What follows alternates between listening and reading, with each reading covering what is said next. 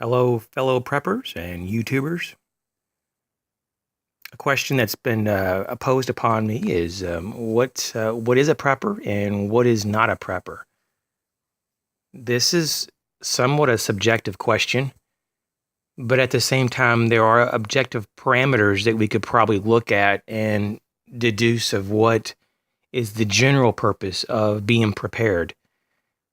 Prepping is a means to an end, to get to a space of comfort or security, or to get to a place that life-threatening actions or other types of threats aren't present. Prepping is a combination of, and this is how I would define a prepper.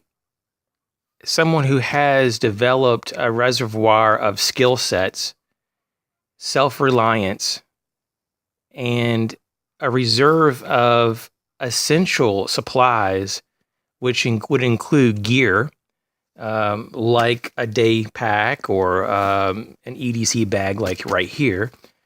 And it would also expand into your core essentials, especially for weathering longer events, more like a tornado that cut out power and dropped trees. And so you may have to be on your own, literally speaking, for 3 days to a week or more, just like a bad ice storm, or if you're in a northern area, there's a blizzard, or if you're in these situations where there could be extended outages of power and obstacles to get your groceries, and or means there's no means to cool or heat your home, then you need alternatives. And that's what mainly prepping is. And so besides your gear, you need to have that core group of supplies, of food, water, and medicine, and to complement your skill sets that you develop. These things don't have to, all be put into place overnight. In fact, it's better to go slow. The likelihood that tomorrow or next week a major emergency happens is unlikely. It may be more like 2, 3, 4, 10 years from now.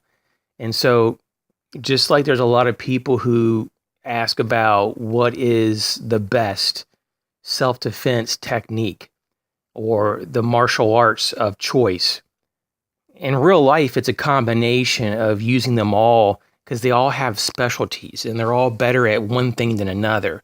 So you really do have to combine them all to get the overall real package of essentials, skills that you need. For example, like self-defense, and so it's just one of those things that you can't simplify everything in the world, because things are sometimes more complicated than what they seem. And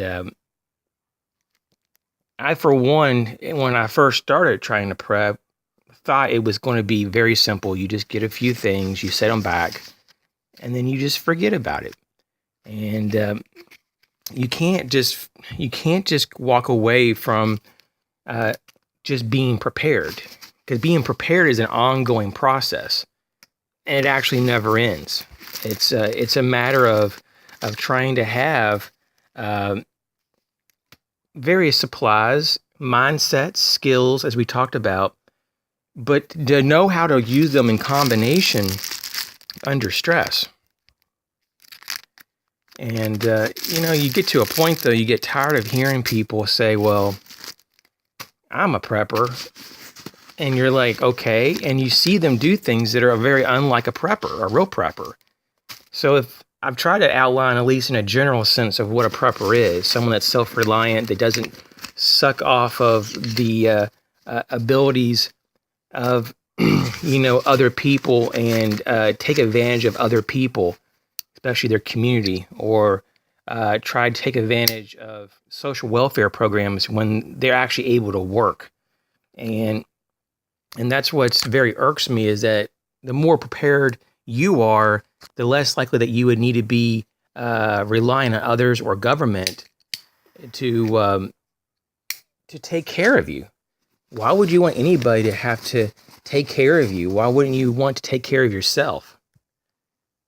And so, at the very least, take care of yourself and not be a burden on anybody. And I think that's the first step of being a prepper. And yes, there's a lot of generic things you'll find along the way, like Bear Grylls products, but not all of them are bad. Just like not all backpacks are bad. That's, some of them are good. Some food supplies are good. Some are bad. Some of them just lack in certain things. And so this is what you're going to find through all the different categories of preparation. There's different types of gears, philosophies, and skills that are better than others for different situations. Depending on your budget and depending on how much time and effort you're willing to put into some of these things will really determine your outcome on not only how prepared you will be to handle an emergency, but how you will actually frame it in your mind to not only help and save your life potentially, but to help others. So by being an example and by doing the things you are now to be prepared and to be a prepper, you actually influence others to be more responsible and self-reliant. And how can that be a bad thing? And it's not. But the mainstream media will demonize you. They will say that you're hoarding goods and you're hoarding this and that, and you just get to a point that you just have to ignore them because you're not hoarding anything. You're just having just enough of a surplus and just enough of a reservoir of reserve to instigate your own rescue. So don't worry about what other people think. So that goes into what a prepper is not. A prepper is not someone that looks to others to save them, and they don't rely on their own skills. A prepper is not someone who just buys a little pre-made 72-hour kit or a little bag that says emergency supplies at Walmart, for example, and says that they're done, and that's all they need. A prepper is a lifestyle, people. And the preppers who are listening to this, they already know this, and this may not even be a video for you. This is definitely just more of a definition, trying to seek a definition to satisfy the new people who are trying to get a handle on what this is. This kind of movement has been going on since the very beginning of humanity, to my knowledge. People have always set aside food for the winter. It could be grains or dried meats or whatever it is. There's always feast and famine all throughout history. And you don't have to be a genius to know that you're not always going to have plenty. And so you're going to have to put back at least a little bit of something. And you know this, and this is just common sense.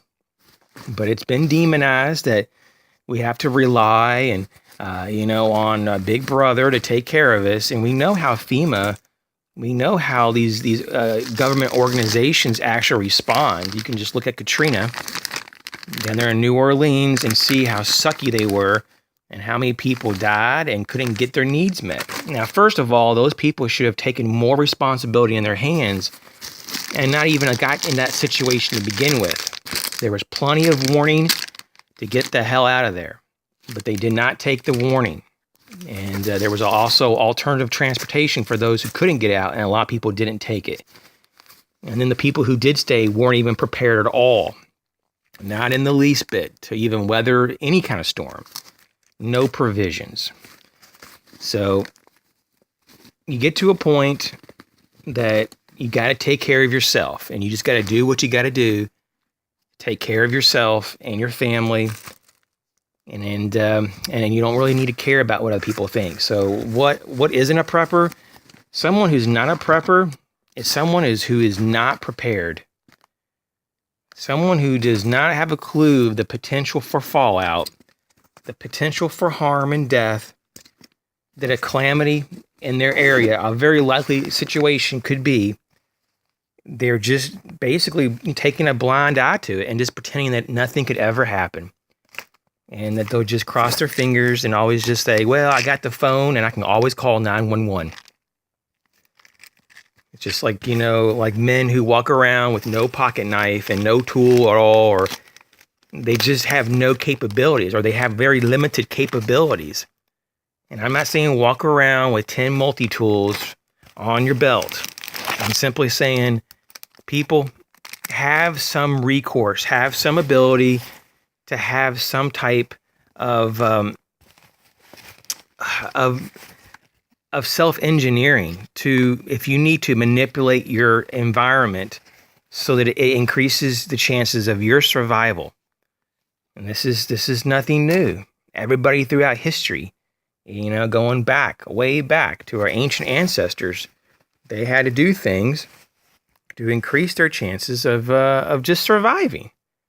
And so they hunted together sometimes. Sometimes they got together and they grew their foods. And sometimes they got together in large, village groups and built, community structures, or built people's homes together. And then they would all get together and build someone else's home if they were destroyed, or if there was a new person who came into the group. And while a real prepper wants to help other people, and they do, a real prepper also, though, doesn't get caught up in the drama that people throw at them.